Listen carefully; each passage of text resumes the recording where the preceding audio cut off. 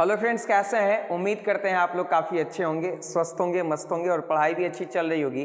तो आइए आपकी पढ़ाई को बेहतर बनाने के लिए आपके डिमांड पर केमिस्ट्री का एक और बेहद मज़ेदार वीडियो लेकर आए हैं, जिसमें एकदम चुन चुन करके 35 क्वेश्चन लाए हैं जो एग्जामिनेशन पॉइंट ऑफ व्यू से काफ़ी ज़्यादा महत्वपूर्ण है। इसलिए वीडियो को पूरा देखना नहीं भूलिए और लाइक और शेयर ज़रूर कीजिए।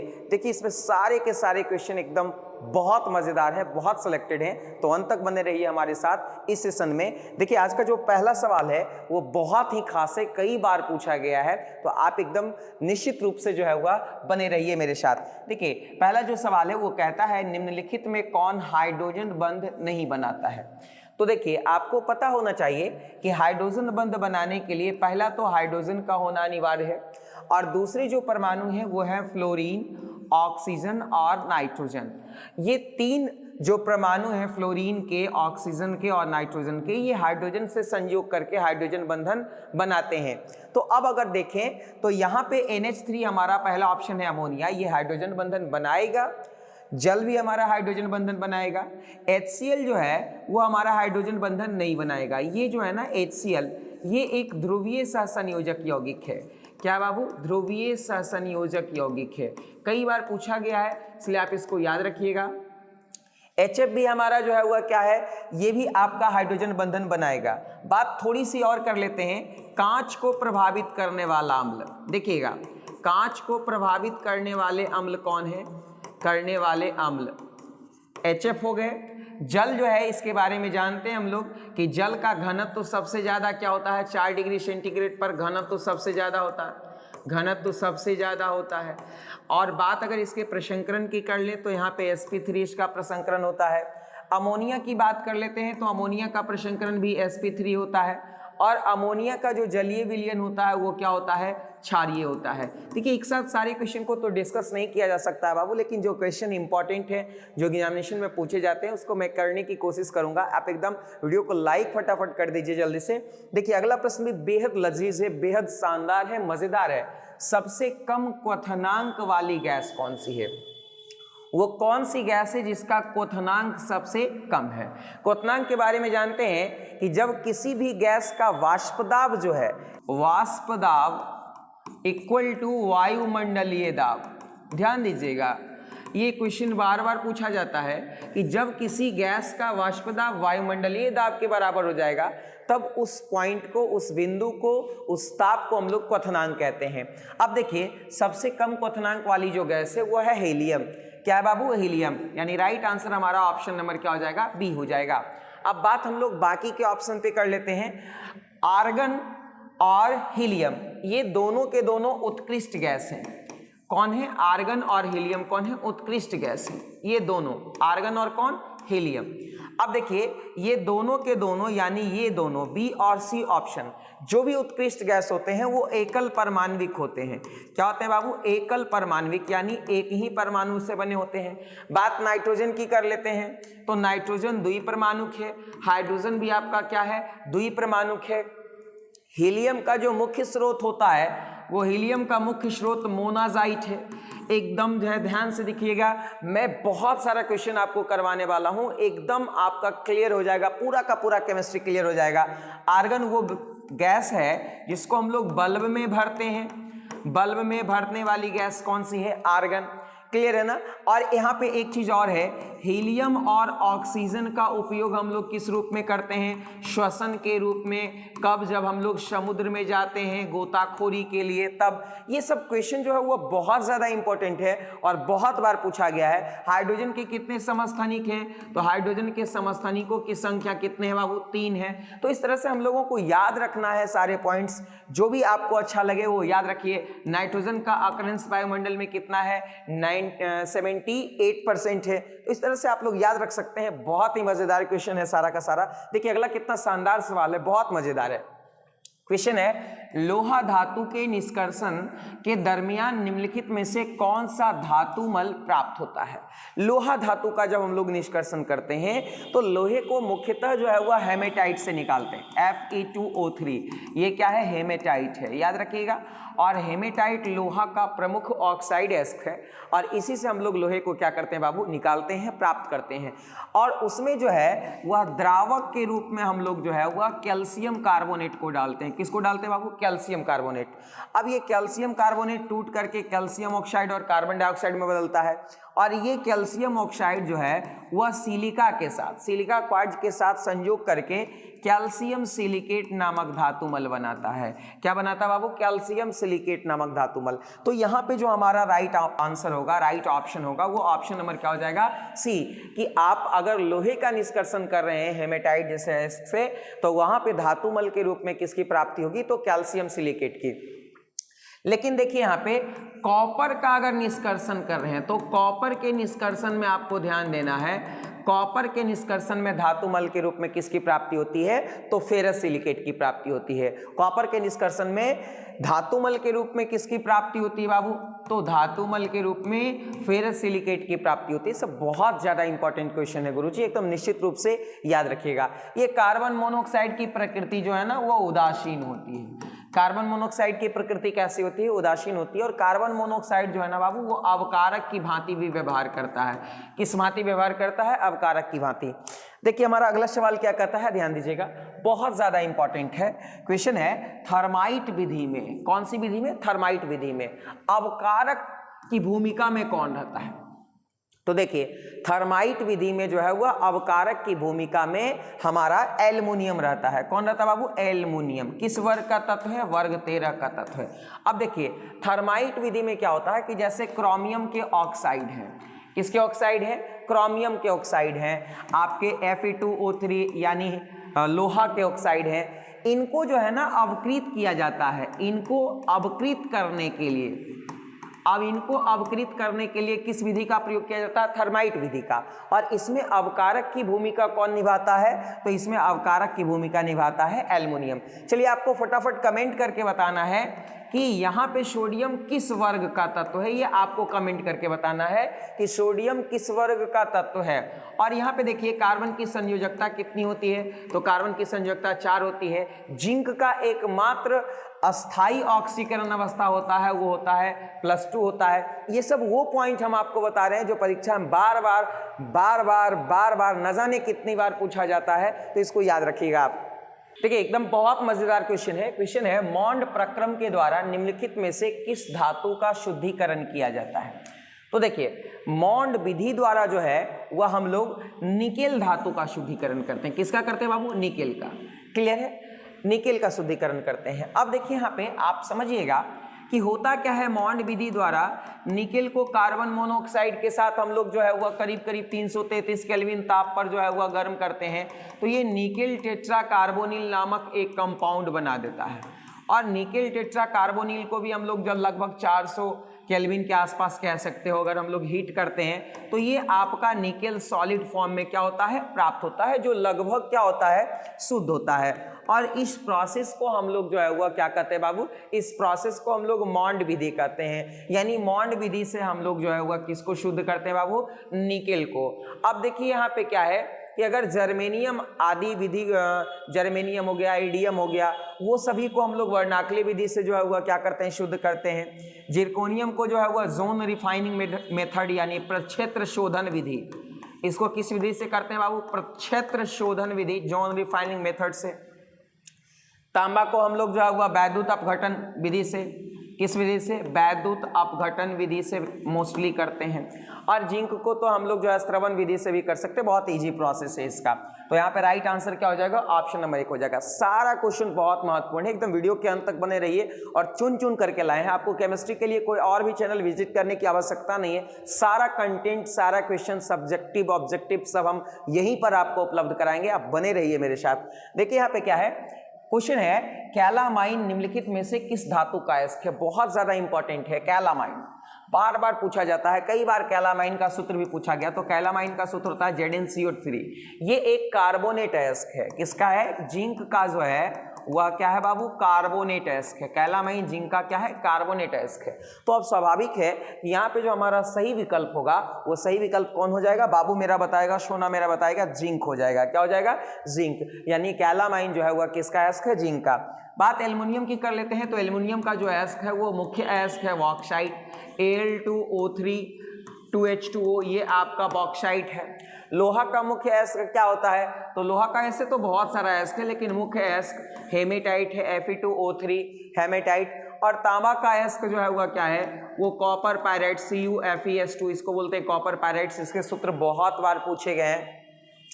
इसको हम लोग क्या बोलते हैं बाबू, कॉपर पायराइट्स। ये बहुत बार पूछा गया है इसका सूत्र, इसलिए इसको आप निश्चित रूप से क्या करेंगे, याद रखेंगे। तो इस तरह से इसका राइट आंसर क्या हो जाएगा, ऑप्शन नंबर डी हो जाएगा। चले आगे बढ़े, फटाक से आ जाइए मेरे साथ। निम्नलिखित में कौन पायसी कारक है। देखिए पायसी कारक कौन है, पायस का निर्माण कौन करता है।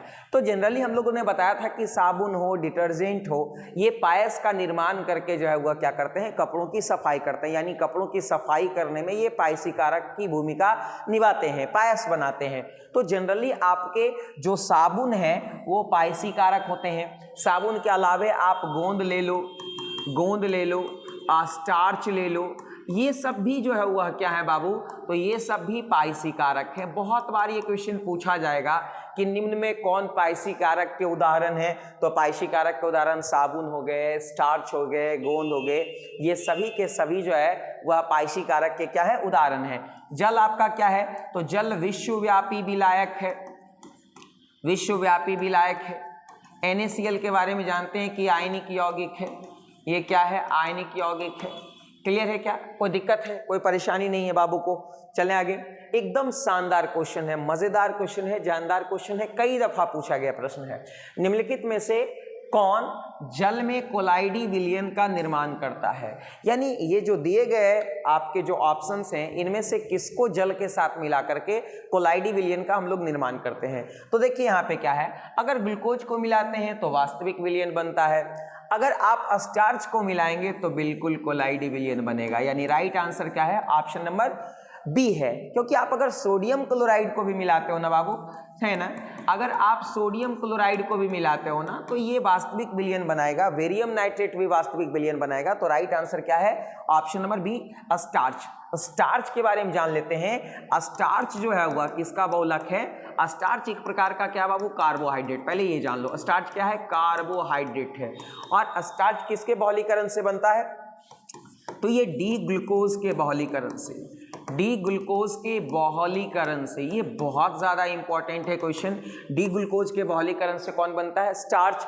या स्टार्च का एकलक तुमसे पूछ दे कौन है, तो स्टार्च का एकलक कौन हो जाएगा, डी ग्लूकोज हो जाएगा। ये क्वेश्चन बहुत बार पूछा गया है, तो इसलिए आप इसको निश्चित रूप से याद रखिएगा। अगला प्रश्न देखो क्या कहता है कि जो पदार्थ जल का पृष्ठ तनाव कम कर दे उसको हम लोग क्या कहते हैं। देखिए अगर आप लोग जो है वह पानी को बहाते हैं तो मोस्टली क्या होता है कि उसका पृष्ठ तनाव अधिक होने के कारण थोड़ा धीरे बहता है, लेकिन उसमें आप सर्फ घोल दीजिए, साबुन घोल दीजिए तो लगेगा ना फट से बह जाएगा। ऐसा क्यों होता है, ऐसा इसलिए होता है कि वहाँ पे साबुन, सर्फ आदि जो है वह पृष्ठीय कारक की भूमिका में है, और पृष्ठीय कारक की भूमिका में है, इस वजह से क्या होता है कि उसके पृष्ठ तनाव को क्या कर देता है, कम कर देता है। तो यानी जो पदार्थ किसी भी द्रव का या जल का ही ले लो ना, जल के पृष्ठ तनाव को कम कर दे उसे पृष्ठीय सक्रिय कारक कहते हैं। और ये जो है वह राइट आंसर क्या हो जाएगा, ऑप्शन नंबर डी। और पृष्ठीय सक्रिय कारक के उदाहरण कौन कौन है, तो मूल रूप से साबुन आप ले लो और डिटर्जेंट ले सकते हो, डिटर्जेंट। क्लियर है ना, तो ये सभी पृष्ठीय सक्रिय कारक के क्या है, उदाहरण है। बहुत बार पूछा जा सकता है, याद रखिएगा। अगला सवाल देखो क्या कहता है, भौतिक अधिशोषण के लिए अधिशोषण की ऊष्मा होती है। देखो ये भौतिक अधिशोषण और रासायनिक अधिशोषण वो पॉइंट है जहां से हर साल क्वेश्चन रहते हैं, बार बार पूछा जाता है, तो आप याद कर लेना। अंतर तो याद रखना, ये पूछेगा या भौतिक अधिशोषण रासायनिक अधिशोषण में 2 नंबर में भी क्वेश्चन पूछा जाता है, ऑब्जेक्टिव तो रहता है। तो भौतिक अधिशोषण जो है वह क्या होता है बाबू, बहुआण्विक स्तर पर होता है, बड़े पैमाने पर होता है, ये उत्क्रमणीय होता है, और इसमें अधिशोषण की जो ऊष्मा होती है वो थोड़ी कम होती है। और कम कितना होता है, 20 से 40 किलो जूल पर मोल के आसपास, यानी भौतिक अधिशोषण की जो ऊष्मा होती है वो 20 से 40 किलो जूल पर मोल होता है। अब यहां पर देखिए क्या है, रासायनिक अधिशोषण की जो ऊष्मा होती है, रासायनिक अधिशोषण की ऊष्मा, रासायनिक अधिशोषण की ऊष्मा जो होती है वो आपका 40 से 400 किलो जूल पर मोल, यानी 40 से 400 किलो जूल पर मोल होता है। ये अनुत्क्रमणीय होता है, ये एकान्विक स्तर पर होता है। इस तरह से हम लोग बहुत सारे पॉइंट बना करके इसको क्या रखेंगे, याद रखेंगे। अगले प्रश्न की तरफ चलते हैं। शून्य कोटि की अभिक्रिया के लिए वेग स्थिरांक की इकाई है। ये तो बहुत बार पूछा गया सवाल है, कभी शून्य कोटि का पूछता है, कभी प्रथम कोटि का पूछता है, ज्यादातर केस में प्रथम कोटि का पूछता है। अगर आपसे प्रथम कोटि का पूछे तो ये समय इनवर्स होता है। ये क्या होता है बाबू, समय इनवर्स होता है। और अगर आपसे शून्य कोटि का पूछे तो शून्य कोटि का होता है मोल पर लीटर पर सेकेंड, यानी शून्य कोटि का जो है वह इकाई क्या होता है, मोल पर लीटर पर सेकेंड। और अगर द्वितीय कोटि का पूछ दे तो ये द्वितीय कोटि का होता है पर मोल लीटर पर सेकेंड, यानी अगर आपका द्वितीय कोटि का पूछ दे तो पर मोल लीटर पर सेकेंड होता है। ये तीनों आप याद रखिएगा, तीनों में से कोई भी पूछ सकता है। और ज्यादातर केस में प्रथम कोटि का पूछता है या शून्य कोटि का पूछता है, तो इसमें बहुत सारे बच्चे कंफ्यूज कर जाते हैं। आपको कंफ्यूज करने की आवश्यकता नहीं है। आगे देखिए क्या है, निम्नलिखित में कौन कारक अभिक्रिया की दर को प्रभावित करता है। अभिक्रिया की दर को प्रभावित करने वाला कारक कौन है, जो अभिक्रिया के वेग को प्रभावित करता है? तो जी हाँ, ताप जो है वो भी अभिक्रिया के वेग को प्रभावित करता है, दाब भी अभिक्रिया के वेग को प्रभावित करता है, और अभिकारक का सांद्रण भी अभिक्रिया के वेग को प्रभावित करता है। मोस्टली ऐसा मानते हैं कि 10 डिग्री हम लोग टेम्परेचर बढ़ाते हैं तो अभिक्रिया का वेग लगभग दुगना हो जाता है। दाब डालने से भी क्या होता है, कभी कभी दबाव डालने से भी अभिक्रिया काफी तेजी से संपन्न होती है। और सांद्रण तो जितना ज्यादा रहेगा अभिक्रिया का वेग उतना ज्यादा रहेगा। यानी कुल मिलाकर के अगर कहें तो इनमें से तीनों जो फैक्टर हैं, यानी ताप, दाब और सांद्रण, ये तीनों के तीनों जो है वह अभिक्रिया के वेग को प्रभावित करते हैं। इसलिए यहां पे ऑप्शन हो जाएगा इनमें से सभी। अगले प्रश्न की तरफ चलते हैं। निम्नलिखित में कौन प्राथमिक शेल नहीं है? प्राथमिक शेल नहीं है गुरुजी, ये भी क्वेश्चन बहुत इंपॉर्टेंट है। मैं सारा क्वेश्चन इंपॉर्टेंट लेकर आया हूं, मैं कहूं तो भी ना कहूं तो भी आप सभी क्वेश्चन में इंपॉर्टेंट लगा ही लेना अपने मन से।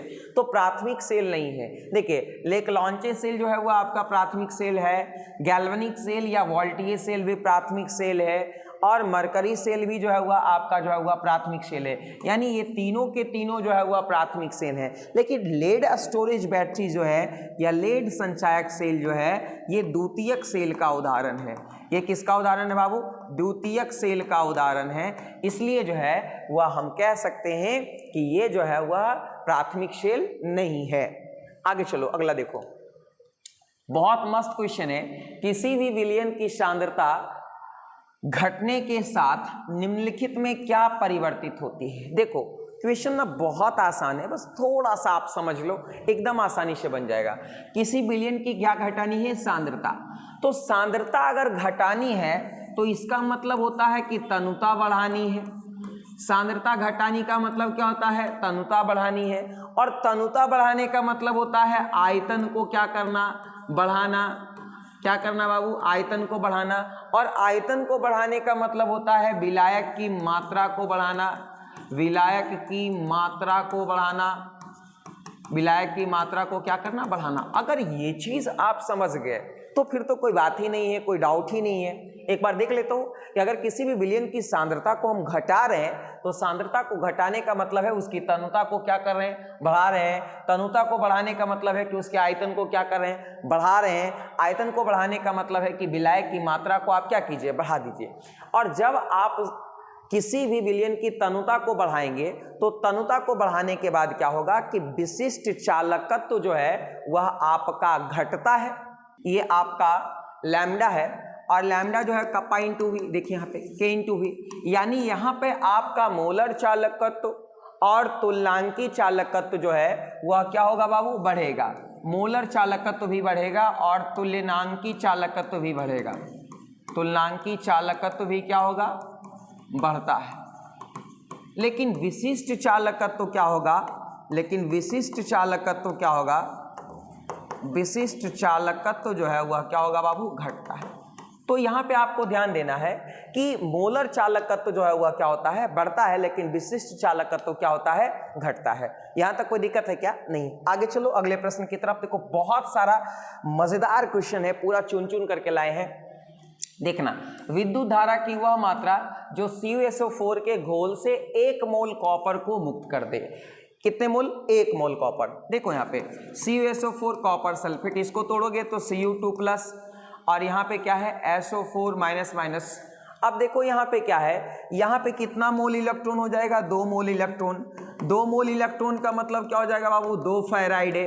तो यहाँ पे आप ये जान लो कि अगर आप चाहते हो कि कॉपर सल्फेट के विलयन से कॉपर के 1 मोल को निकालना है तो आपको कितना फेराइड विद्युत धारा प्रवाहित करना पड़ेगा? 2 फेराइड। और ये भी आप याद रखना कि 1 फेराइड बराबर अप्रॉक्सीमेटली 96,500 कूलम होता है। ये भी आपको याद रखना है, अप्रॉक्सीमेटली वैल्यू है और बहुत बार पूछा गया है कि 1 फेराइड बराबर कितना कूलम होता है, तो वो 96,500 कूलम होता है। क्लियर है ना? आगे चलो बाबू, ध्यान से देखना आगे, बहुत मजेदार क्वेश्चन है। किसी विलयन के पराशरण दाब को किस संबंध से व्यक्त किया जाता है? विलयन का जो पराशरण दाब है, देखिएगा यहाँ पे ध्यान से, विलयन का जो पराशरण दाब है वो π=CRT, ये इसी फॉर्मूले से जो है वह व्यक्त किया जाता है, या आप इस तरह से भी व्यक्त कर सकते हो πV=nRT, या यहाँ पे आप लिख सकते हो π=N/VRT, या यहाँ से आप लिख सकते हो π=CRT। आपका दिल जैसे करे वैसे लिखो गुरुजी, जो इच्छा है वो लिखो। और ये भी क्वेश्चन बहुत ज़्यादा इंपॉर्टेंट है, मैं बोलूँ ना बोलूँ इंपॉर्टेंट तो लगा ही लेना है। और अब यहाँ पे आपका कौन सा ऑप्शन सटीक बैठ रहा है, देखो तो कौन सा ऑप्शन सही है, πV=CRT या π=CRT। देखो ध्यान से कौन सा ऑप्शन सही है, π=CRT। देखो तो कोई ऑप्शन सही आ रहा है क्या? Yes, option number B. Option number क्या है? बी, बिल्कुल मैच कर रहा है। आप इसको इधर ले आओ, सीखो π=CRT। यस, क्लियर हो गया ना? आप इधर भी ला सकते हो। यस, आ गया ना मजा? ऑप्शन नंबर बी क्या हो जाएगा? बिल्कुल सही हो जाएगा। स्पष्ट है ना? चलो आगे। किसी तनु घोल का अनुषंख्य गुणधर्म निर्भर करता है। अनुषंख्य गुणधर्म मतलब कॉलिगेटिव प्रॉपर्टी। और किसी भी विलयन का अनुषंख्य गुणधर्म जो है वह विलय की प्रकृति पर निर्भर नहीं करता है, विलायक की प्रकृति पर निर्भर नहीं करता है, बल्कि उस विलयन में विलय के कणों की संख्या पर निर्भर करता है। जी हाँ दोस्तों, तो यहाँ पे राइट आंसर क्या हो जाएगा? Option number C. ये भी क्वेश्चन बहुत धाकड़ सवाल है, बहुत बार पूछा गया है कि विलयन का अनुषंख्य गुणधर्म जो है वह किस पर निर्भर करता है, तो विलय के कणों की संख्या पर। और अनुषंख्य गुणधर्म कितने होते हैं? 4। विलयन के अनुषंख्य गुणधर्म क्या होते हैं? 4। पहला क्या है? पराशरण दाब। पहला क्या है? पराशरण दाब। दूसरा है क्वथनांक का उन्नयन। दूसरा क्या है? क्वथनांक का उन्नयन, यानी क्वथनांक के उन्नयन को ΔTB से सूचित करते हैं। तीसरा है हिमांक का अवनमन। हिमांक का अवनमन, ध्यान से देखिएगा, इसको हम लोग ΔTF से सूचित करते हैं। और एक जो है वह वाष्प दाब का आपेक्षिक अवनमन। वाष्प दाब का आपेक्षिक अवनमन, ध्यान से देखना भाई, यहाँ पे जो है वह इसको हम लोग ΔPS से सूचित करते हैं। ये सभी जो है वह बहुत ज़्यादा इंपॉर्टेंट है। कई बार पूछा गया है कि विलयन के अनुषंग गुणधर्म किस पर निर्भर करते हैं, तो विलय के कणों की संख्या पर। और विलयन के अनुषंग गुणधर्म कितने हैं? 4 हैं। चारों कौन कौन है मैंने लिख दिया है, आप याद कर लेना, स्क्रीनशॉट ले लेना। ओके, चलो आगे। यदि विलायक के 1000 ग्राम में ग्लूकोज का 18 ग्राम उपस्थित हो, कितना ग्राम? 18 ग्राम उपस्थित हो, तो घोल को कहा जाएगा। देखना भाई, यहाँ पे अगर आप मोललता निकालते हो तो मोललता बराबर होता है विलय के मोलों की संख्या, विलय के मोलों की संख्या बटा विलायक का द्रव्यमान केजी में, विलायक का द्रव्यमान केजी में। अब ध्यान से देखना यहाँ पे कि अगर हम लोग मोललता निकालते हैं, विलय के मोलों की संख्या, ग्लूकोज कितना ग्राम है? 18 ग्राम। ग्लूकोज का आणविक द्रव्यमान होता है 180 ग्राम पर मोल। मोल ऊपर चला गया, आप ध्यान से देखो, बटा इसका द्रव्यमान अगर हम लोग केजी में कर देंगे तो 1000 है, और 1000 से भागा देंगे 1000 में, तब ये केजी में बदल जाएगा। अब ये तो आपका 1 आ गया गुरुजी, इसमें कोई शक नहीं। अगर यहाँ पे हम लोग लें तो ये आपका आ गया 0.1 मोलल। क्या आ गया? 0.1 मोलल। यानी राइट आंसर यहाँ पे क्या हो जाएगा? Option number B. आप देखना ना, कंफ्यूज करने के लिए यहाँ पे मोलर भी दे दिया है। आप अकबका करके मत मारना, थोड़ा सा पैसेंस रख करके मारना, आपका क्लियर हो जाएगा, क्योंकि बात यहाँ पे की जा रही है विलायक की। स्पष्ट है ना? ये बहुत ही अच्छा सवाल है और बहुत ही कंसेप्चुअल सवाल है। अगला क्वेश्चन देखो क्या है। मोलरता को व्यक्त किया जाता है, ध्यान से देखिएगा, बहुत ज्यादा इंपॉर्टेंट है। मोलरता बराबर क्या होता है जान लेना हम लोगों को बहुत जरूरी है। मोलरता बराबर होता है विलेय के मोलों की संख्या, विलेय के मोलों की संख्या, और बटा होता है विलियन का आयतन लीटर में, बटा विलियन का आयतन लीटर में। आप ध्यान से देखना बाबू कि विलेय के मोलों की संख्या बटा बिलियन का आयतन लीटर में। अब यहाँ पर देखो ये ग्राम हो गया और यहाँ पे ये क्या है? लीटर है, तो यहाँ पर ग्राम पर लीटर हो जाएगा। यहाँ पर राइट आंसर क्या हो जाएगा? Option number B. क्या हो जाएगा जी? Option number B. एक क्वेश्चन यहाँ से पूछता है ताप द्वारा प्रभावित कौन नहीं होता है? तो ताप द्वारा मोललता प्रभावित नहीं होता। ये क्वेश्चन बहुत बार पूछा गया है। ताप द्वारा कौन प्रभावित नहीं होता है? तो ताप द्वारा मोललता प्रभावित नहीं होता है। अगला प्रश्न देखो क्या है। निम्न में से किस दोष के कारण क्रिस्टल का घनत्व कमता है? क्रिस्टल का घनत्व कमता है, यानी क्रिस्टल के घनत्व जो है वह किस दोष के कारण कमते हैं? तो वो दोष है आपका शॉर्ट की दोष। शॉर्ट हो गया, घनत्व क्या हो गया? शॉर्ट हो गया, कम हो गया। और फ्रैंकल दोष में जो घनत्व रहते हैं ये अपरिवर्तित रहते हैं, अपरिवर्तित रहते हैं। और अंतराकाशी दोष में जो घनत्व होता है वो क्या होता है? बढ़ता है। वो क्या होता है बाबू? बढ़ता है। फ्रैंकल दोष को हम लोग विस्थापन दोष भी कहते हैं। फ्रैंकल दोष को हम लोग क्या कहते हैं बाबू? विस्थापन दोष भी कहते हैं। और फ्रैंकल और शॉर्टकी दोष जो है ना, ये आयनिक यौगिकों के द्वारा दर्शाया जाता है। किसके द्वारा दर्शाया जाता है? आयनिक यौगिकों के द्वारा। और एक यौगिक है AgBr, जो फ्रैंकल और शॉर्टकी दोनों दोष क्या करता है? दर्शाता है। यह भी क्वेश्चन बहुत बार पूछा गया है, आप निश्चित रूप से इसे याद रखेंगे। अगले प्रश्न की तरफ चलते हैं। घनाकार क्रिस्टल में ब्रेव्स जालकों की संख्या कितनी होती है? अगर आपसे कुल ब्रेव्स जालक पूछे, कुल ब्रेव्स जालक या इसी को आकाशीय जालक भी बोलते हैं, आकाशीय जालक या ब्रेव्स जालक, कुल आकाशीय जालकों की संख्या पूछे तो 14। कितना पूछे? 14। लेकिन अब यहां से घनाकार क्रिस्टल में पूछे तो घनाकार क्रिस्टल में सिर्फ 3 प्रकार के ब्रेव्स जालक संभव है। यहाँ पे कंफ्यूजन हो सकता है, इसको आप थोड़ा सा अच्छे से समझ लीजिएगा। अगर घनाकार क्रिस्टल में ब्रेव्स जालक पूछेगा तो 3 प्रकार का, जो कि सिंपल क्यूबिक शेल है, फेस सेंटर्ड क्यूबिक सेल है, यानी सिंपल क्यूबिक सेल, BCC और FCC, ये 3 प्रकार के क्रिस्टल जालक आपके क्या है? संभव है। आगे चलते हैं। पिंड केंद्रित घनाकार इकाई सेल में परमाणुओं की संख्या होती है। पिंड केंद्रित घनाकार इकाई सेल हम लोग किसको बोलते हैं? BCC को। और BCC में जो परमाणुओं की संख्या होती है वो कितनी होती है? 2 होती है। कितनी होती है बाबू? 2।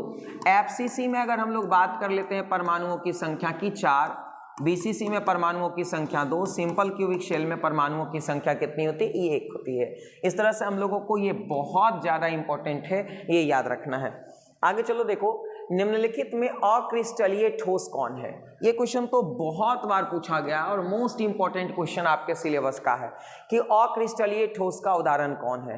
तो देखिए, P4O10 फास्फोरस पेंटाऑक्साइड है आपका, ये फास्फोरस चतुष्परमाणुक होता है, ये भी आपको याद रखना है। P4 देख करके अंदाजा लग गया। ग्रेफाइट, ये तीनों के तीनों क्रिस्टलीय ठोस के उदाहरण है। लेकिन प्लास्टिक जो है वह क्या है? अक्रिस्टलीय ठोस के उदाहरण है। अक्रिस्टलीय ठोस को हम लोग बेरवेदार ठोस भी कहते हैं, बेरवेदार ठोस, या इसी को हम लोग आभासी ठोस भी कहते हैं। क्या कहते हैं बाबू? आभासी ठोस।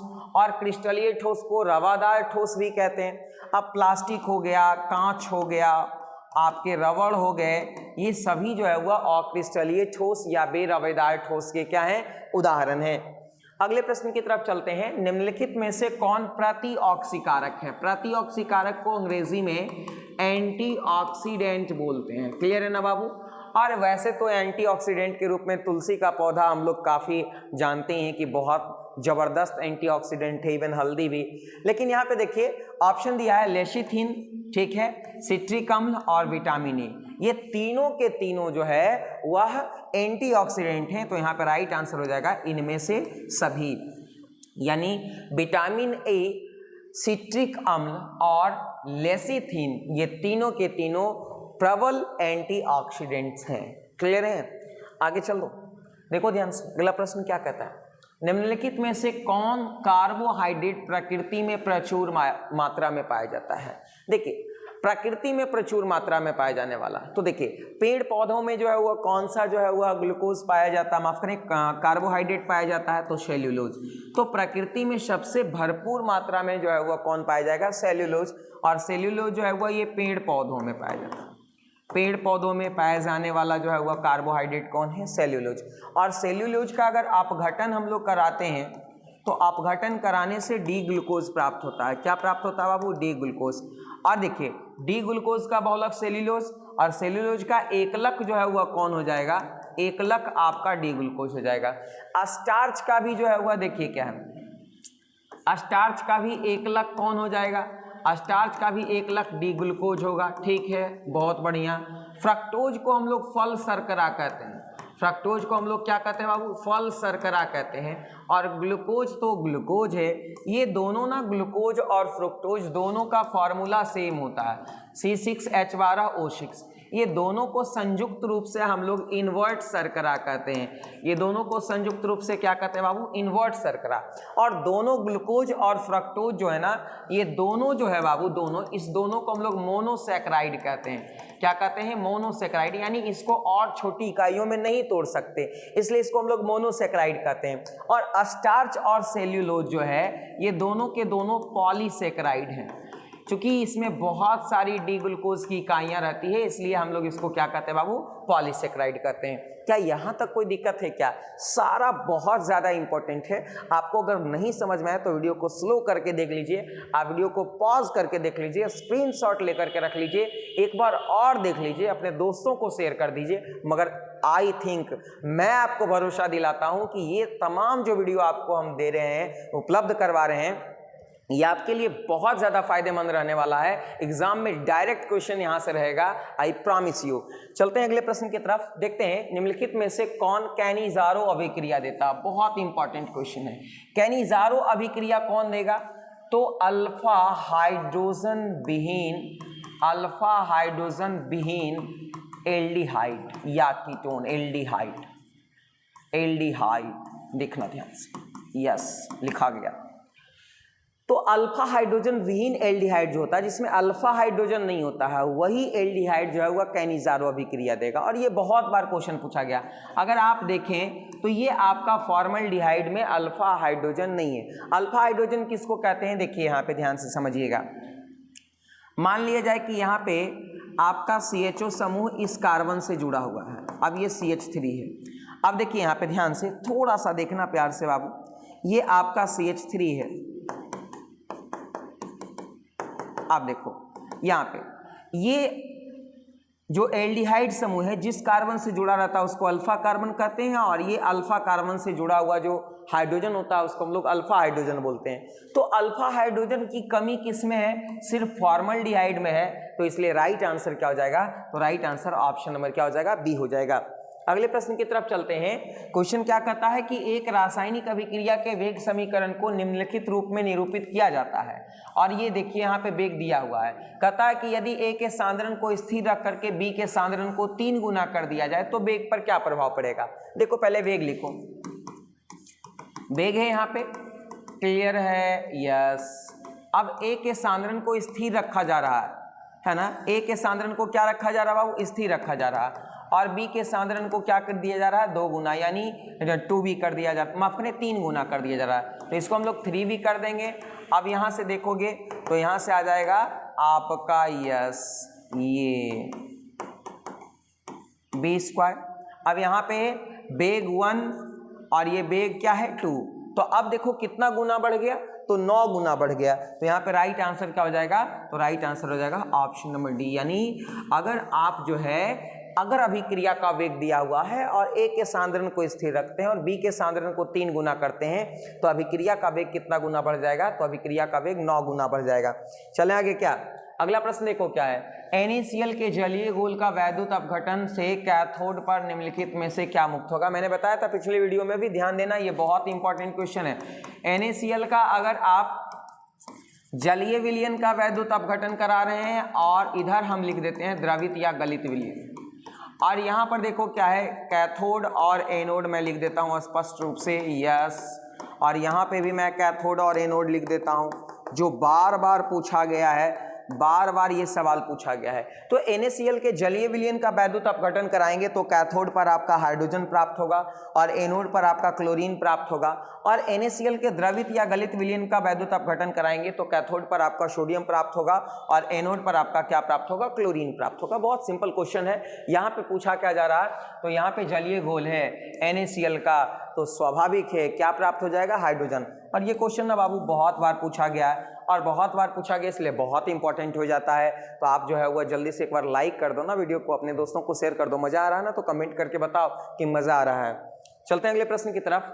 ब्यूटेन टू ऑल है, सबसे पहले देखिए क्या है कि ब्यूटेन टू ऑल है, इसका आप जो है वह क्या लिखो, इसका संरचना लिखो। ब्यूटेन टू ऑल देखना ध्यान से, CH3 CHOH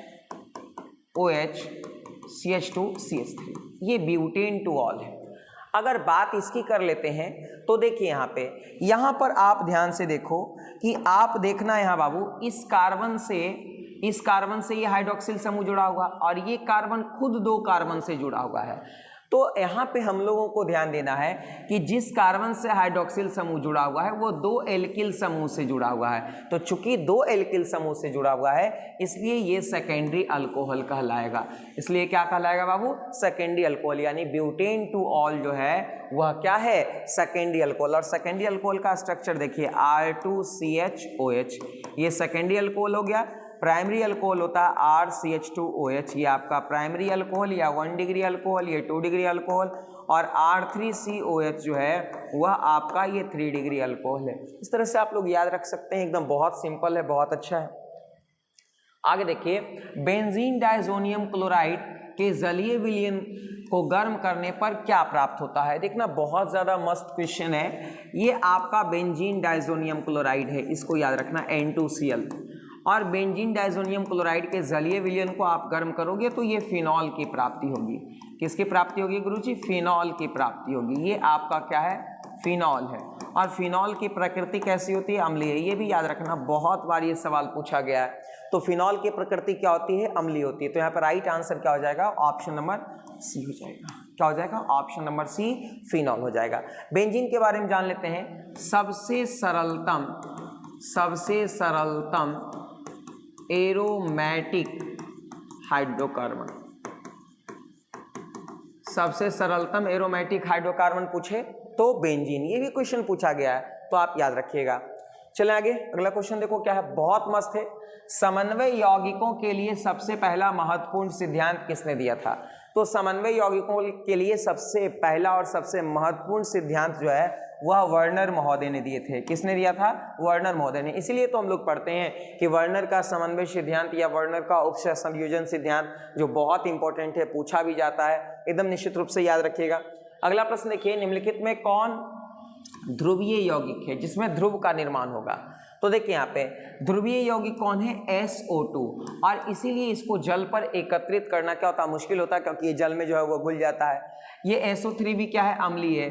VF3 जो है वह इलेक्ट्रॉन विपन्न केंद्र का उदाहरण है। इलेक्ट्रॉन विपन्न यौगिक कह सकते हो। इलेक्ट्रॉन विपन्न यौगिक का उदाहरण भी कौन है? BF3। कार्बन डाइऑक्साइड की प्रकृति क्या होती है बाबू? अम्लीय होती है। इसका प्रसंकरण sp2 होता है। इस तरह से हम लोगों को याद रखना है। ये तमाम चीज बहुत ज्यादा महत्वपूर्ण है। इसके भी प्रसंकरण क्या होते हैं? sp2। ये बहुत ज्यादा इंपॉर्टेंट है, आप निश्चित रूप से इसे क्या रखेंगे? याद रखेंगे। आगे देखिए, अगला प्रश्न क्या है? लोहे का मुख्य ऑक्साइड है। देखिए, लोहे का मुख्य ऑक्साइड सीधे राइट FeCO3, ये आपका जो है वह कार्बोनेट एस्क है लोहे का। कई बार पूछा गया। लोहे का कार्बोनेट एस कौन है? सिडेराइट, सिंपल सी बात है। लोहे का ऑक्साइड एस क्या है? Fe2O3 haematite. और लोहे का जो है sulphide x CuFeS2 copper pyrites है ना, ये आपका सल्फाइड एक्स है। बात बॉक्साइड की कर लेते हैं तो ये तो आपका जो है हुआ एल्युमिनियम का एस। क्लियर है? तो यहाँ पे राइट आंसर क्या हो जाएगा? तो राइट आंसर हो जाएगा ऑप्शन नंबर बी यानी हेमेटाइट। क्लियर है? एक और भी एस है एम, ध्यान से देखना है यहाँ पे, मैग्नेटाइट, मैग्नेटाइट Fe3O4, ये भी लोहा का ऑक्साइड है, बट ज़्यादा फेमस यही है, इसलिए आप इसको याद रखना। आगे चलो, निम्नलिखित में से कौन सहसंयोजक ठोस का उदाहरण है? सहसंयोजक ठोस को हम लोग नेटवर्क ठोस भी कहते हैं, या इसको हम लोग विशाल अणु भी कहते हैं। इसको हम लोग क्या कहते हैं बाबू? विशाल अणु या सहसंयोजक ठोस या नेटवर्क ठोस कहते हैं। अब देखिए, धात्विक ठोस का उदाहरण लोहा है। लोहा किस प्रकार के ठोस का उदाहरण है? धात्विक ठोस। यहाँ पे आपका हीरा जो है वह सहसंयोजक ठोस का उदाहरण है या नेटवर्क ठोस का। राइट आंसर क्या हो जाएगा? ऑप्शन नंबर बी, हीरा हो गया, आपके ग्रेफाइट हो गए, एल्युमिनियम नाइट्राइड हो गया, आपका सिलिका या क्वार्ट्ज हो गया, ये सभी जो है वह किसके उदाहरण है? तो ये सभी सहसंयोजक या नेटवर्क ठोस के उदाहरण है। सोडियम क्लोराइड जो है वह आयनिक ठोस के उदाहरण है। किसके उदाहरण है बाबू? आयनिक ठोस के उदाहरण है। और तांबा जो है वह किसके उदाहरण है? तो तांबा भी धात्विक ठोस का उदाहरण है। बहुत बार यहाँ सबसे क्वेश्चन पूछा जाता है, तो आप निश्चित रूप से इसे याद रखिएगा। सारा क्वेश्चन बहुत ज़्यादा महत्वपूर्ण है, बहुत ज़्यादा महत्वपूर्ण है। एक बार जल्दी से आप वीडियो को लाइक कर दीजिए, चैनल पे नए हैं तो सब्सक्राइब करके बेल आइकन को जरूर दबा दीजिए। चलते हैं लोग आखिरी प्रश्न की ओर, बहुत ज़्यादा इंपॉर्टेंट है। देखिए यहाँ पे क्या है, इसका आयुपेक नाम पूछा जा रहा है। एक कंपाउंड दिया हुआ है और इसका आयुपेक नाम पूछा जा रहा है। आप ध्यान से देखना, अगर इसका साधारण नाम पूछता तो चूंकि देखिए यहाँ पे इधर से काउंटिंग करेंगे तो दूसरे पोजीशन पर एमीन है, आप ध्यान से देखना है यहाँ पे, और इधर से भी काउंटिंग करेंगे तो दूसरे पोजीशन पर एमीन है। तो साधारण नाम तो इसका हो जाएगा आइसोप्रोपिल एमीन। ठीक है, आयुपेक नाम क्या हो जाएगा गुरुजी? ये बता दो। देखो यहाँ पे आप ध्यान से देखना, 1 2 3 कार्बन के लिए संगत अल्केन क्या हो जाएगा? प्रोपेन। और दूसरा पर एमीन है तो प्रोपेन 2 एमीन, या इसी को हम लोग 2 प्रोपेनामीन भी बोल सकते हैं। 2 प्रोपेनामीन ये भी हम लोग बोल सकते हैं, प्रोपेन 2 एमीन भी बोल सकते हैं। जैसे आपको अच्छा लगे, मजा आए, समझ में आए, वैसे लिखिए। तो दोस्तों उम्मीद करते हैं कि ये वीडियो आपको काफ़ी अच्छा लगा होगा, आपके लिए काफ़ी बेनिफिशियल होगा, फ्रूटफुल होगा। तो आप जल्दी से शेयर कीजिए और बहुत प्यार दीजिए अपने चैनल को, ताकि हम नेक्स्ट वीडियो लेकर बहुत जल्द उपलब्ध हों। धन्यवाद, थैंक यू सो मच।